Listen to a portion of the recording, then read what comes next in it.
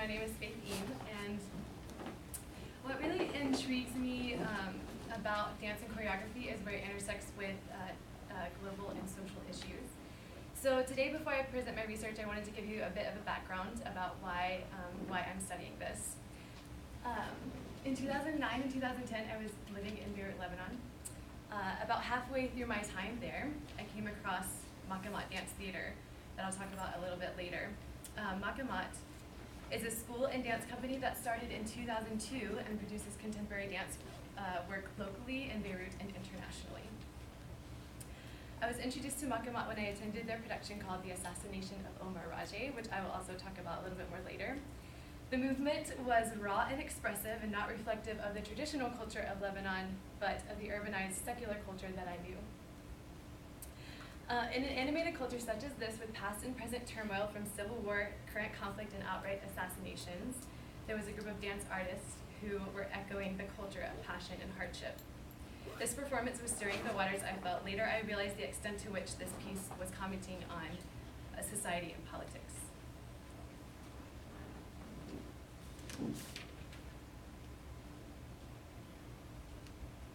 Okay, so that leads me to my research question, and my research is about, I'm studying how deep are conflict experiences embedded in the choreographic process and the choreography itself of two companies, one in Palestine and in Lebanon, the Sarayat Ramallah Contemporary Dance Company and Makamat Dance Theater. My research is through a critical theory lens, and it will encompass qualitative, descriptive, and phenomenological approaches pulling from history, performance events, and personal interviews. So I find greater relevance in this topic because dance and choreography has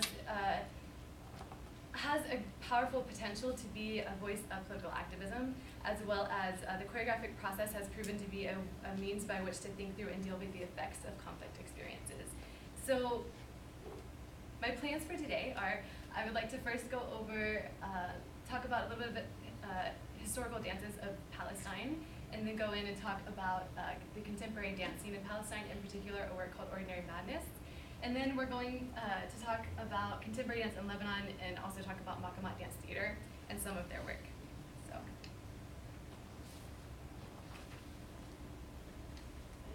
Okay, so contemporary dance in Palestine, believe it or not, is a relatively new thing. It was introduced in Palestine in the early 2000s by a man named Nicholas Rowe. Nicholas Rowe is a dance scholar and teacher who was living there, and I'll quote some of his information later. But traditionally, before contemporary dance, there were dances. One is called the Debke. The Debke is interesting because though it wasn't purely Palestinian, it was adopted by Palestinians and came to serve as a protest against Zionist occupation or colonization. Some historical dances are Debke, dervishes, social participatory dances, Latin mourning dance, or female sword dances. For the Palestinians, the Debke would take on special meaning, as I mentioned. Nicholas Rowe, who I mentioned, states that Debke is a social dance generally associated with royal weddings, although in the 20th century it rose to prominence as an expression of national identity. So this is actually a picture of whirling dervish dance, if you have never experienced this. And actually it was taken in Syria in, I think, 2009, November of 2009.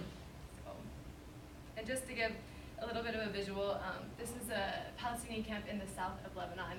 It doesn't give you the best idea of what the living circumstances are there. I didn't actually go into the camp, but just a visual representation of that. So contemporary dance in Palestine is emerging through one main company, the Sarayat Ramallah Contemporary Dance Company. Considering the culture from which it has emerged, it is particularly intriguing and almost crucial to realize their unique artistic expression in dance.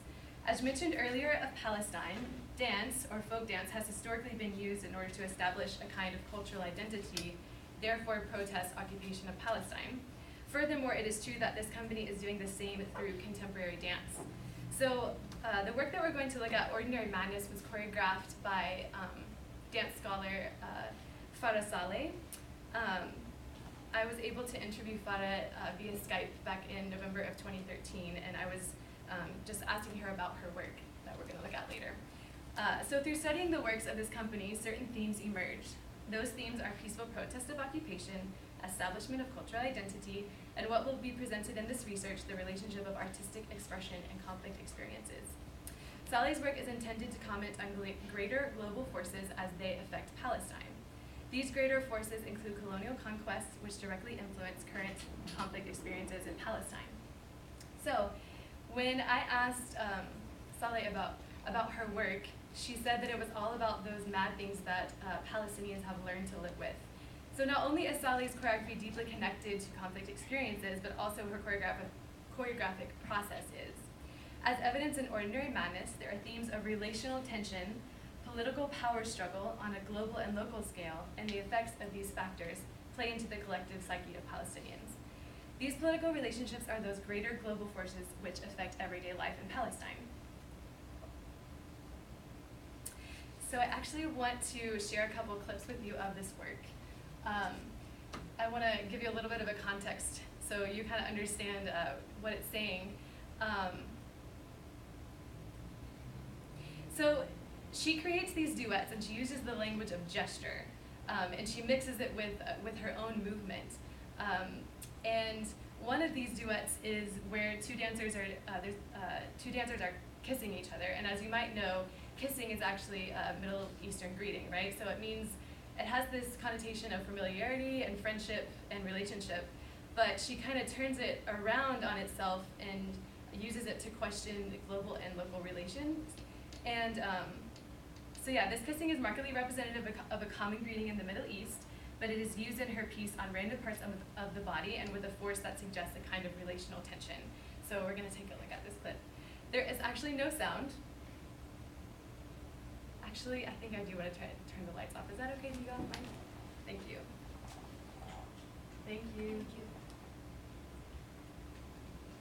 It's really short though.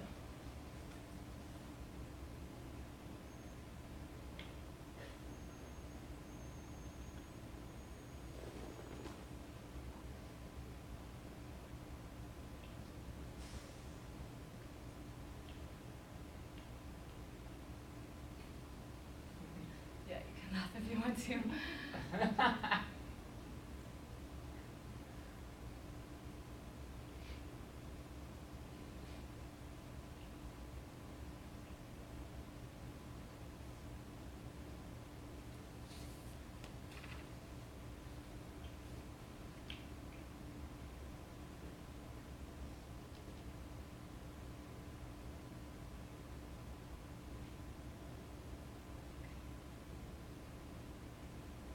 Okay, so thank you. So there's kind of one example. Another example is another duet where it's hard to understand exactly what a choreographer is saying through movement, and I'm not sure that Saleh intended this through this next duet that I'm going to show you.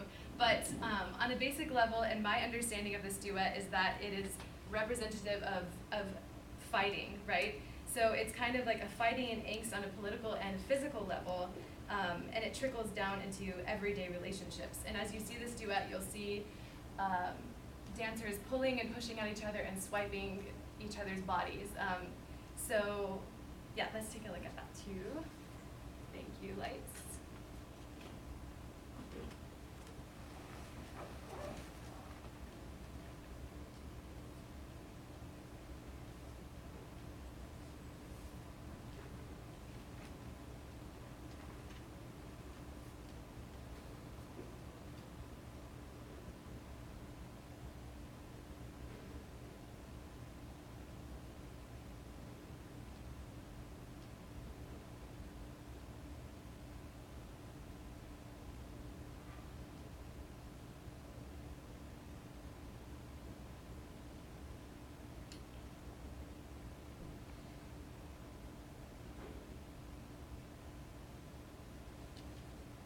Okay, that's it. Thank you.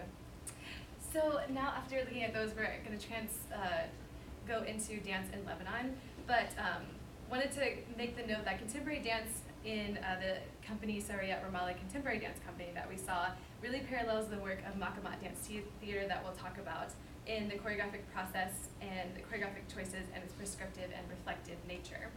So in contrast with Palestine, dance in Lebanon has taken a similar but different journey. In Lebanon today, there are still examples of traditional dance and traditional dance mixed with contemporary.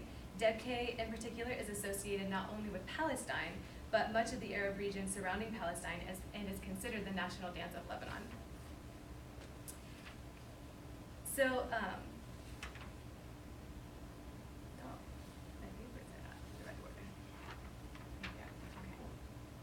So, just a second.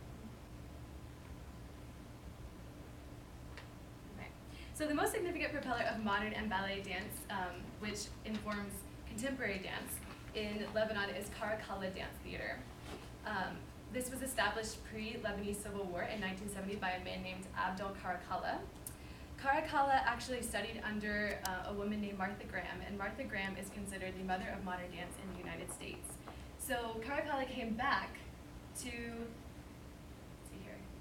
he came back to Lebanon with the intention of blending these traditional techniques with as in the Debke, okay, and other Arab traditional dances with modern technique. So as you can imagine, the culture was initially quite resistant towards him. The director of Makamat Dance Theater, Omar Rajeh, toured and performed with Karakalla before studying dance in Europe. Omar Rajeh is the man who is given credit for the genesis of contemporary dance in Beirut and is heavily influential in the development of contemporary dance in the greater Middle Eastern region. Makamat Dance Theater was established by Rajeh in 2002 after what was intended to be a short performance. He necessarily extended his contemporary dance concert in Beirut due to public interest. From this, he realized Lebanon was ready for contemporary dance, and so he stayed and developed the company.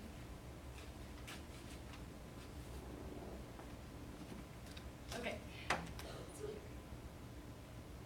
So also paralleling the contemporary work of Ramallah, Rajeh's conceptual work with Makamat has always had roots in conflict experiences.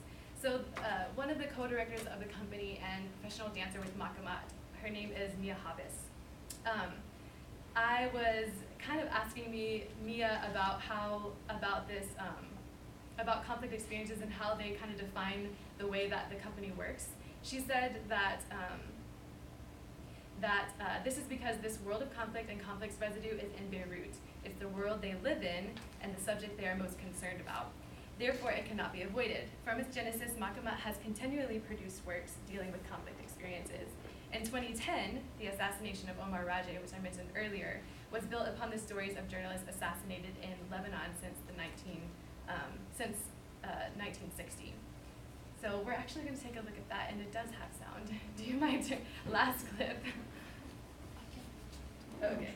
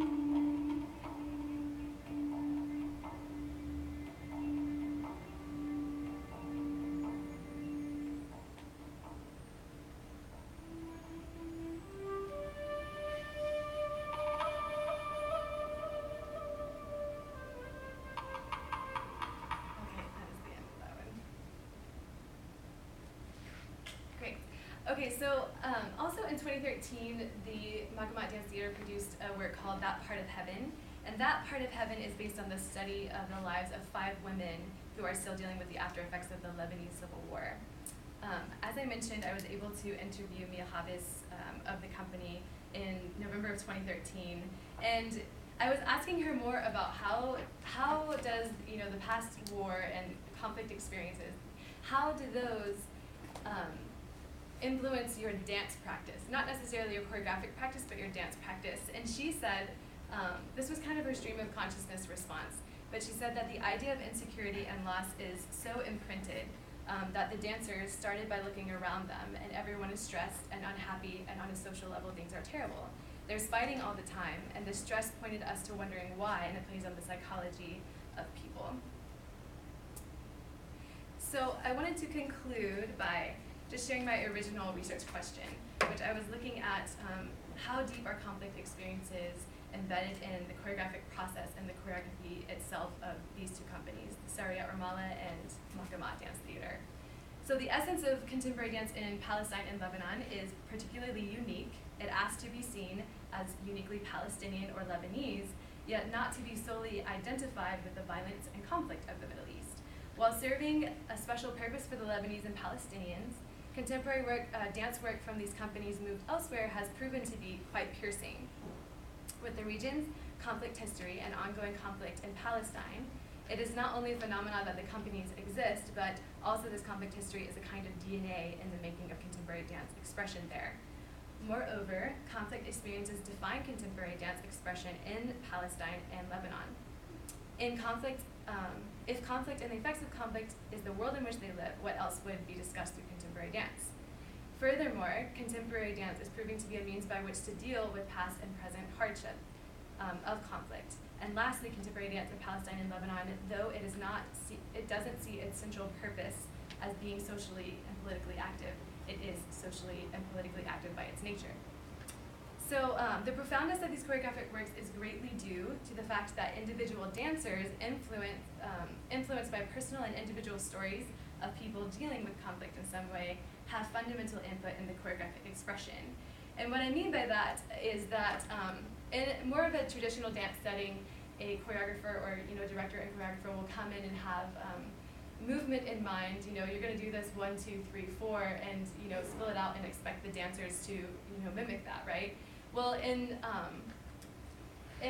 these two companies, it is quite unique in that they only work with improvisational tasks. And what I mean by improvisational tasks is that, for example, Farah Saleh with her dancers, she asked them to recall stories of ordinary madness in living in Palestine. And from those narratives and those stories, they developed movement. And that movement made its way into the final choreography. So the central input of the dancers defines the physicality of each work and is therefore another molecule in the DNA of contemporary dance expression in Palestine and Lebanon. That is all.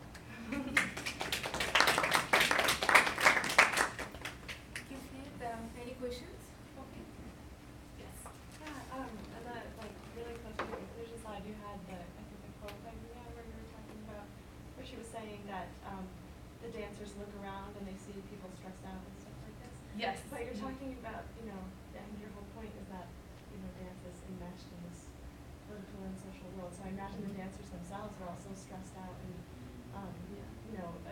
feeling these feelings that people around them are seeing to a certain degree. Yeah. And so I was just wondering if there are stressors among the dancers with each other, fights breaking out among dancers, and if that was turned into a dance, or I mean, oh, interesting. Is that something that's happening, or is everything totally peaceful and we're just dancing?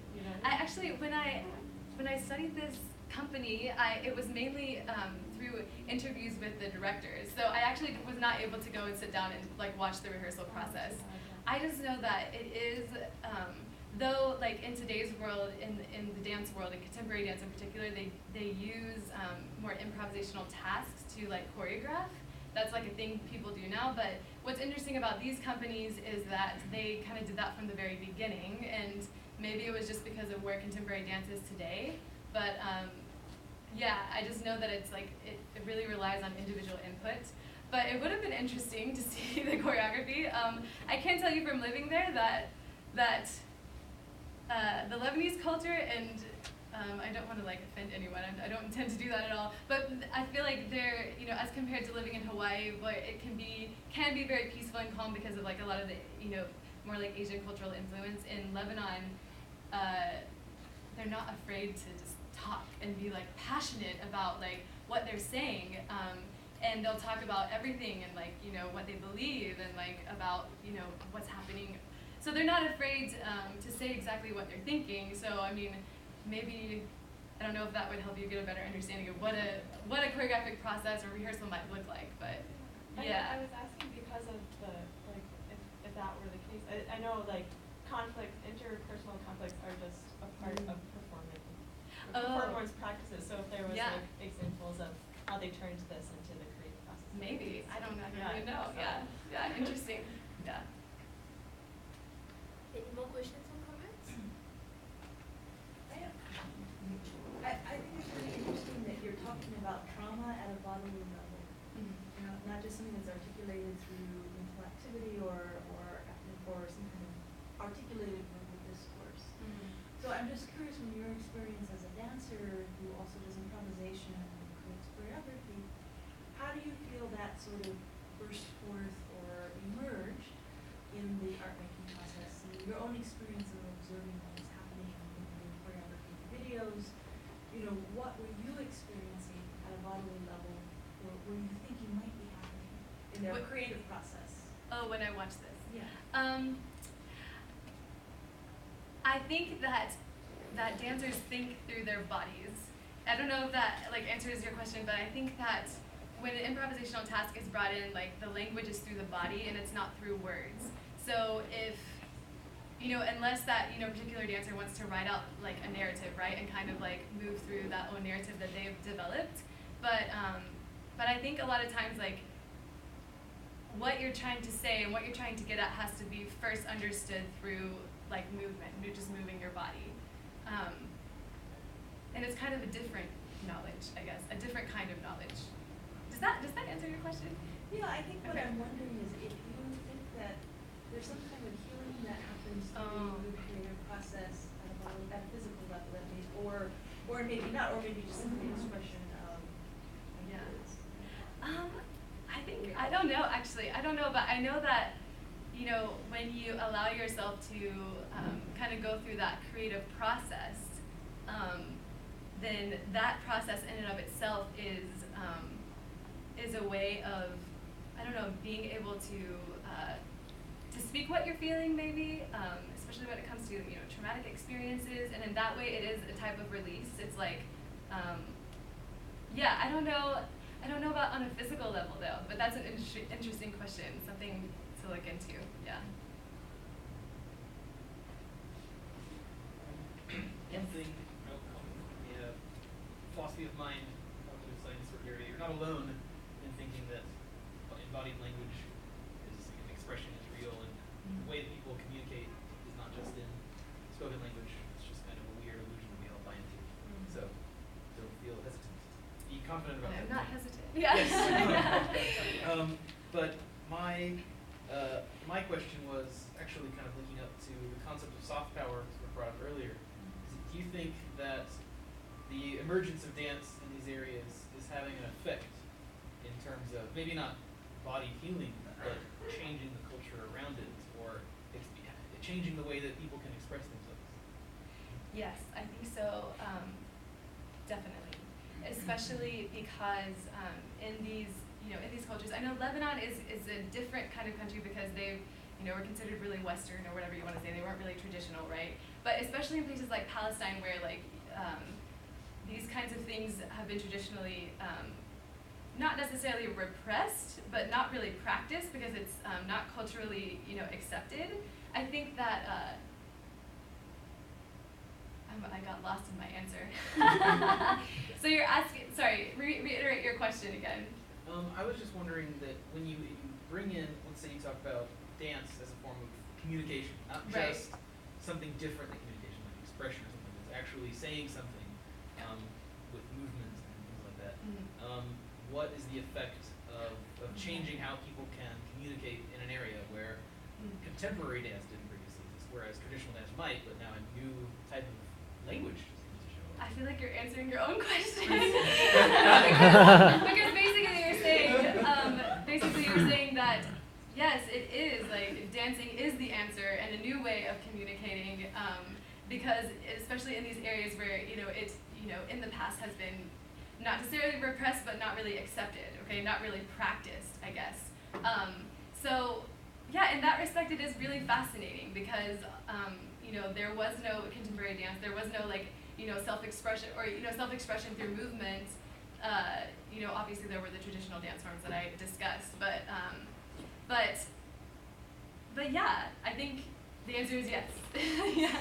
Yeah.